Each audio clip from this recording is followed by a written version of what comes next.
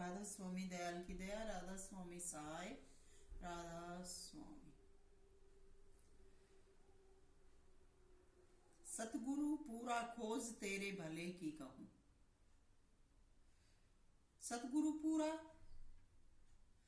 सतगुरु भी पूरा भी, यानी जो बिल्कुल सत्य में समा चुके हैं। इस प्रकार के अगर गुरु हमें मिल जाते हैं तो हमारा कल्याण हो जाता है, हमारा भला हो जाता है। तो आज समाज में सबसे जो भयंकर बीमारी चली हुई है, लगी हुई है, ये मूर्ति पूजा की लगी हुई है। मैं ये नहीं कहती कि संसार में सब कुछ सच्चा है। संसार में सच्चा भी है और झूठा भी है, दोनों चीजें साथ साथ चलती हैं। तो झूठ और सत्य भी हमेशा साथ रहते हैं। तो जब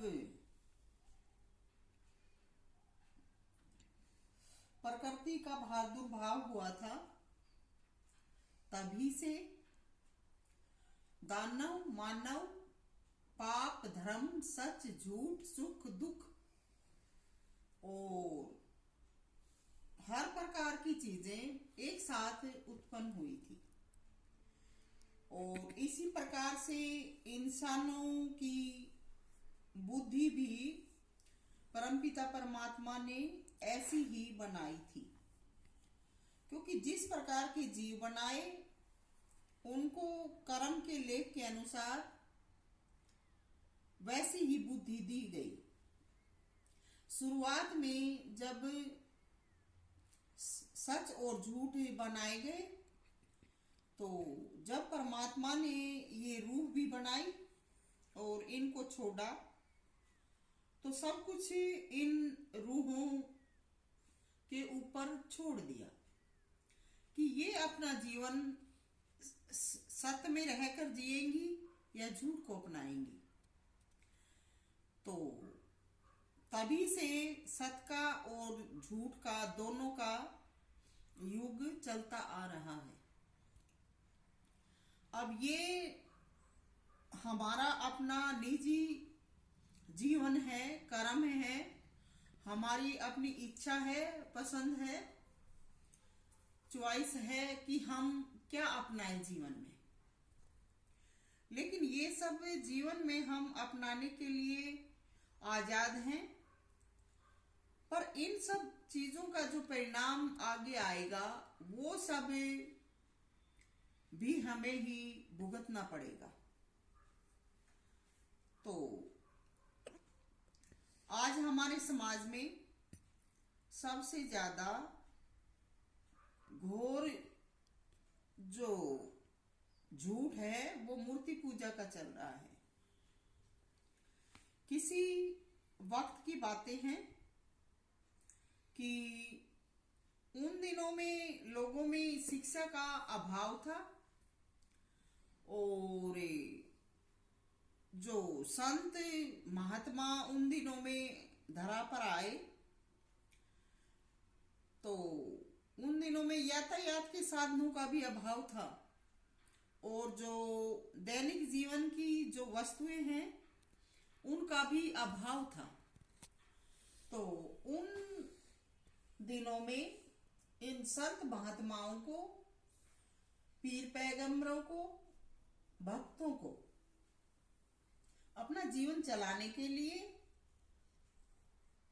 बहुत अधिक मेहनत करना पड़ा और इन सब चीजों के अभाव के कारण वो एक स्थान से दूसरे स्थान पर नहीं जा सके।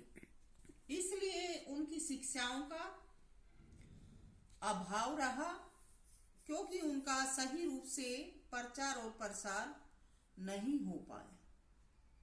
लेकिन जो लोग उन दिनों में उनके पास रहते थे, उन्होंने उनके शरीर छोड़ने के बाद उनकी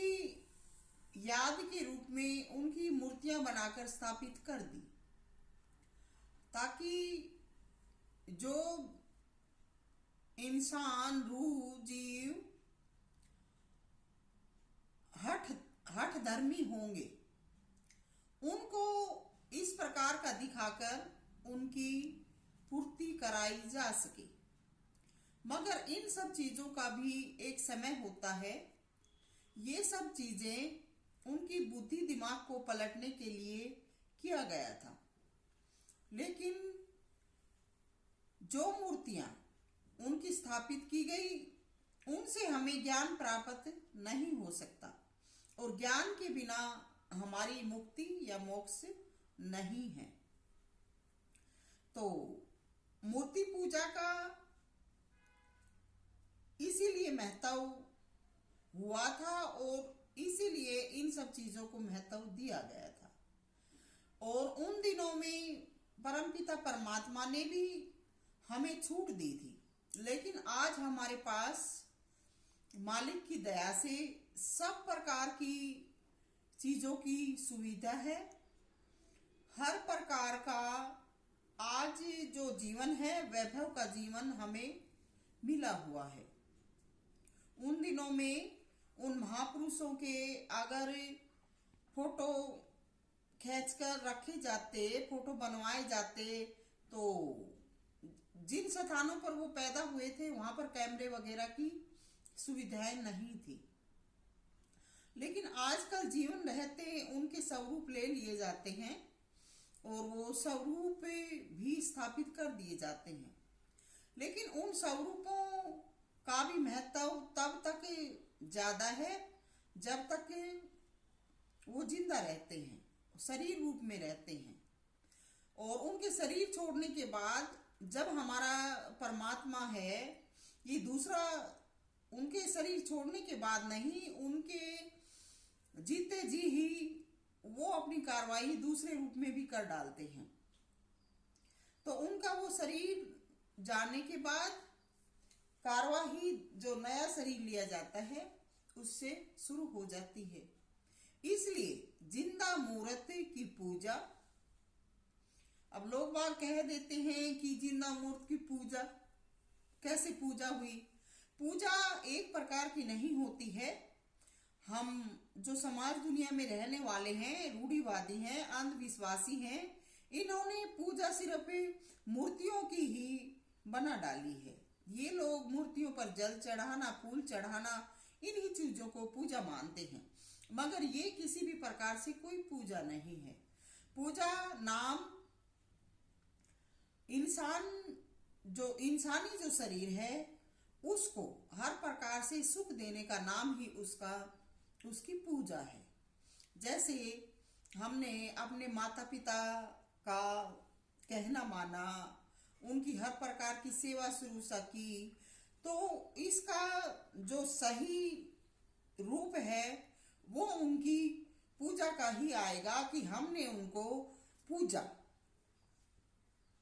तो ये पूजा होती है। मगर अंधविश्वासी लोग, रूढ़िवादी लोग एक मूर्तियां बनाकर उन पर फूल चढ़ाने को और उन पर जल चढ़ाने को या उनकी परिक्रमा लगाने को ही पूजा समझते हैं। जबकि जो मूर्त बनाई गई है वो वैसी की वैसी है। उस पूजा करने से न तो उसका स्वरूप बदला, न उसके शरीर में कोई जान आई, उसमें किसी भी प्रकार की कोई क्रिया नहीं होती है। जबकि जिंदा मूर्त को हम नहलाते हैं, उसको अच्छे प्रकार का खाना देते हैं, उसको सब सुविधाएं देती हैं, तो उसके शरीर में तुरंत कार्रवाई हो जाती है। वो पहले से सुडौल, अच्छा और ताकतवर बन जाता है। और जब शरीर ताकतवर बन जाता है तो उससे हर प्रकार का काम लिया जाता है, क्योंकि शक्ति ही सब कुछ है। तो जो भी इंसान मूर्ति पूजा में फंसे हैं उनको इन सब चीजों से बाहर निकलना चाहिए। लेकिन हमारे समाज में जो मैं पहले भी बता चुकी हूँ, जो सच और झूठ का जो भार दुभार हुआ था, उसकी वजह से झूठ भी साथ चलता रहा है और झूठ ज्यादा फैलता है, क्योंकि झूठ को करने में किसी भी प्रकार की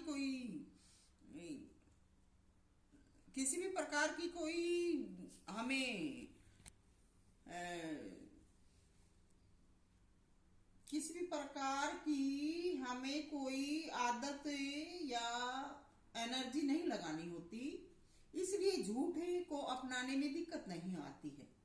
और जब सच को अपनाते हैं तो उसमें बहुत सारे नियम, फॉर्मूले और शरीर से भी उसको करने में बहुत कठिनाई आती है। तो इसलिए लोग झूठ की तरफ ज्यादा बढ़ते हैं। और झूठ जब बढ़ता है तो वो इस प्रकार बढ़ता है कि जब तक वो झूठ फल फूल न जाए तो उसका अंत नहीं होता। और ऐसा ही हमारे समाज में हुआ। आज के युग में बहुत सारे जो गुरु बने थे, सतगुरु बने थे, वो उन्होंने गलत कर्म कर लिए और उनके गलत कर्मों के कारण उनके परिणाम गलत आए। इससे दुनिया में जो गुरु बने थे उनके मुंह काले हुए और उनकी शिक्षा का लोगों पर गलत असर पड़ा और लोगों ने उनको और उनकी शिक्षा को मानने से मना कर दिया। लेकिन सभी चीजें समाज दुनिया में संसार में एक जैसी नहीं है। एक ओरिजिनल चीज आती है तो उसकी लाख डुप्लीकेट भी आती हैं। तो इसलिए हमें हिम्मत नहीं हारनी चाहिए और सत्य को खोजने की कोशिश करनी चाहिए। अगर हमारा कल्याण होगा तो जिंदा गुरु से, जिंदा मूर्त से होगा, क्योंकि जिंदा गुरु जो है उनकी हमें रेडिशन आती है और उस रेडिशन से ही हमारा कल्याण होता है। जबकि मूर्त जो बनाई गई है वो पत्थर की बनाई गई है, उससे बस हम अपने मन को थामते हैं, समय लगाते हैं। न तो वो मूर्त सुनती है, न वो हमें जवाब देती है, तो वो हमारी क्या मुक्ति कराएगी, क्या हमें सुख देगी, क्या शांति देगी। इसलिए हमें अपने मन को काबू करना चाहिए और सच्चा गुरु खोजकर उनकी पूजा करनी चाहिए और उनके कहे अनुसार अपने जीवन को ढालना चाहिए। तो भक्ति मार्ग बहुत ही कठिन है और बहुत ही सरल भी है। भक्ति मार्ग में चलने के लिए इंसान को सच्चा और अच्छा होना पड़ता है। परमात्मा के बारे में तो ऐसा कहा गया है कि हमारी जैसी भावना होती है वो हमें उसी रूप में मिल जाते हैं। तो ये कहानी कहो, बात कहो, मेरे गुरु परम संत हुजूर कंवर साहिब की है। ये उन्होंने सुनाई थी, मेरी नहीं है। उन्होंने एक बार सत्संग में कहानी सुनाकर अपना संदेश देने की कार्यवाही की थी। तो उन्होंने बताया कि एक बार नामदेव नामक संत रोटी बना रहे थे। रोटियां बनाकर वो उन्हें चुपेड़ने के लिए अंदर कमरे में से घी लेने चले गए। लौट कर बाहर आए तो क्या देखते हैं कि एक कुत्ता मुंह में रोटी दबाए भागे जा रहा है। यह देखकर नामदेव जी घी की कटोरी लेकर उसके पीछे दौड़े और कुत्ते को परमात्मा रूप समझकर पुकारने लगे कि प्रभु ये रोटियां रूखी हैं, आप रूखी रोटी न खाएं, मुझे इन्हें घी से चुपड़ लेने दे, फिर भोग लगाएं। नामदेव जी हर जीव में परमात्मा का रूप देखते थे, इसलिए जाकी रही भावना जैसी, प्रभु मूरत देखी तिन तैसी। जिसकी जैसी भावना होती है वह उसी के अनुरूप सब कुछ सोचता है। इसलिए बुरे को सब में बुराई और भले को सब में भलाई नजर आती है। जिस प्रकार समुद्र में डुबकी लगाकर हमें चारों तरफ पानी ही नजर आता है, उसी प्रकार से जो भगत सबद रत होते हैं वे कण कण में परमात्मा का जहूर देखते हैं। लेकिन यहाँ बात जो गुरु साहिब ने कही वो हर जीव में परमात्मा का रूप देखने की कही है। उन्होंने किसी मूर्त में या किसी दूसरी बनावटी चीज में परमात्मा का रूप देखने की नहीं कही। तो हमें सच्चे गुरु की आराधना, भक्ति और उनसे प्रेम का भाव रखना चाहिए उनकी सेवा करना चाहिए। इसी से हमारा अज्ञान अंधेरा नाश होगा और हमें अपने आत्मा में प्रकाश मिलेगा और उस प्रकाश से हमें सब ज्ञान प्राप्ति होगी और ज्ञान प्राप्ति से हम मालिक के चरणों में समर्पित होंगे, उनके चरणों की तरफ अग्रसर होंगे। तो हमें सच्चे गुरु की पूजा सेवा करनी चाहिए। सभी को राधा स्वामी, सभी को प्यार। राधा स्वामी।